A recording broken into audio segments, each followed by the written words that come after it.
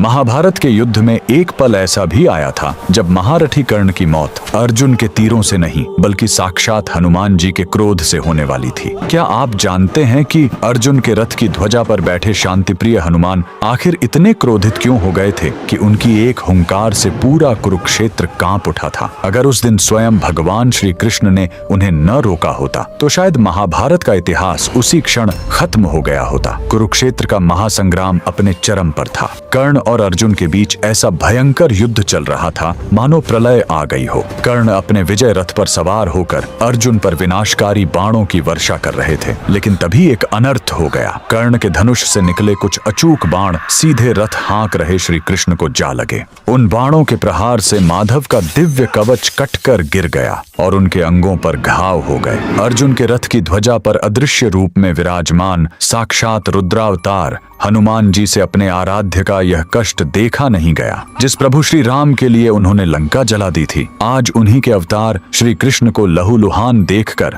हनुमान जी का महाक्रोध ज्वालामुखी की तरह फट पड़ा। वे भयंकर गर्जना करते हुए अपना विराट रूप धारण करके कर्ण को मारने के लिए ध्वजा से उठ खड़े हुए। उनकी उस एक गगन भेदी गर्जना से कौरव तो क्या, स्वयं पांडव भी थर थर कांपने लगे। ऐसा लगा मानो आज पूरा ब्रह्मांड ही फट जाएगा। हनुमान जी का वो प्रलयंकारी रूप देखकर महारथी कर्ण के प्राण सूख गए। उनके हाथ से धनुष छूट गया और उनका सारथी भय से जम गया। हनुमान जी के दांत कटकटा रहे थे और उनकी आंखों से ज्वाला बरस रही थी। स्थिति को हाथ से निकलता देख भगवान श्री कृष्ण ने तुरंत हनुमान जी को रोका। माधव ने शांत स्वर में कहा, हे मारुति, शांत हो जाओ।